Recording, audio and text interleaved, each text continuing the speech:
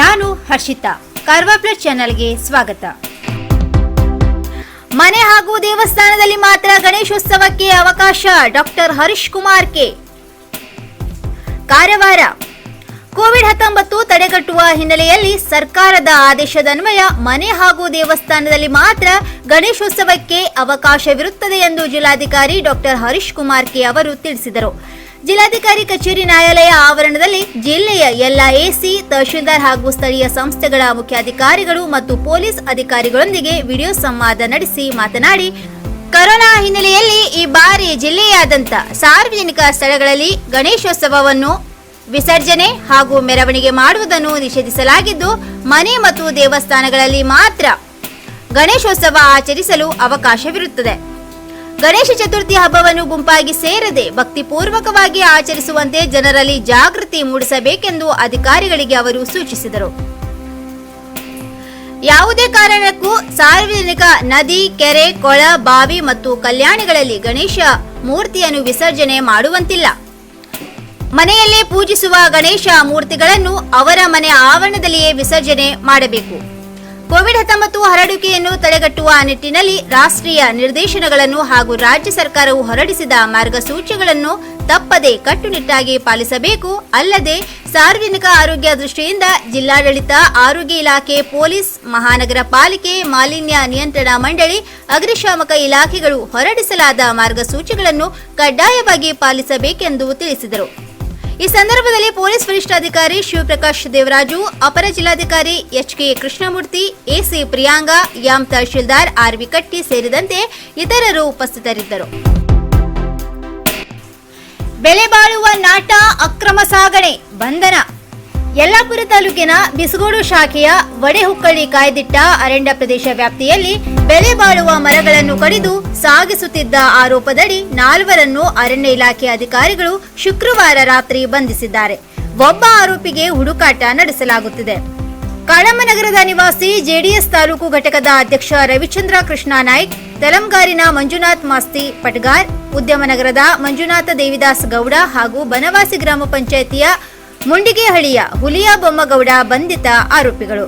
ಮತ್ತೊಬ್ಬ ಆರೋಪಿ ಪಟ್ಟಣ ವ್ಯಾಪ್ತಿಯ ತಳ್ಳಿಕೇರಿಯ ತಿಮ್ಮಣ್ಣ ಗಣಪತಿ ಗೌಡ ಪರಾರಿಯಾಗಿದ್ದಾರೆ.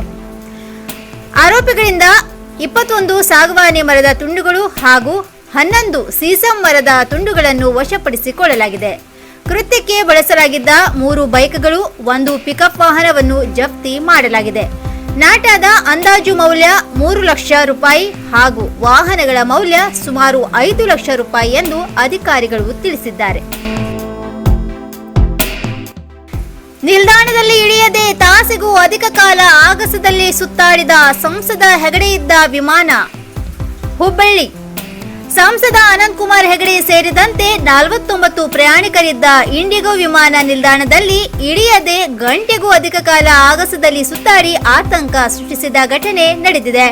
ಬೆಳಿಗ್ಗೆ ಬೆಂಗಳೂರಿನಿಂದ ಹೊರಟಿದ್ದ ಈ ವಿಮಾನವು 8:55ಕ್ಕೆ ಹುಬ್ಬಳ್ಳಿ ವಿಮಾನ ನಿಲ್ದಾಣದಲ್ಲಿ ಇಳಿಯಬೇಕಿತ್ತು.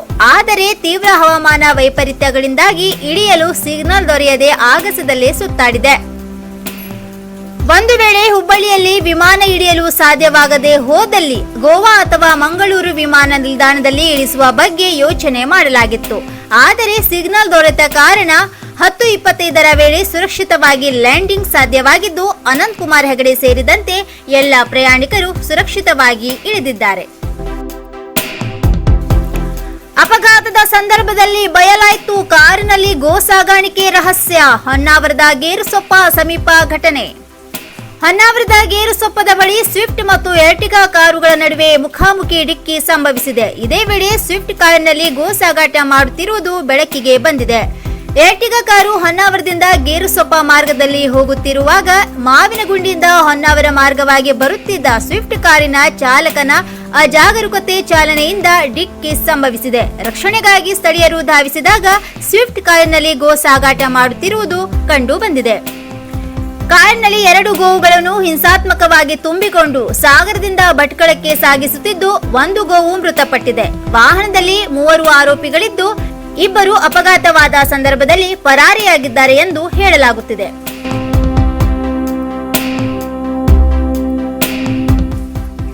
ಇನ್ನು ಮತ್ತಷ್ಟು ಸುದ್ದಿಗಾಗಿ ಕಾರ್ವಾರ್ ಪ್ಲಸ್ ವೀಕ್ಷಿಸಿ.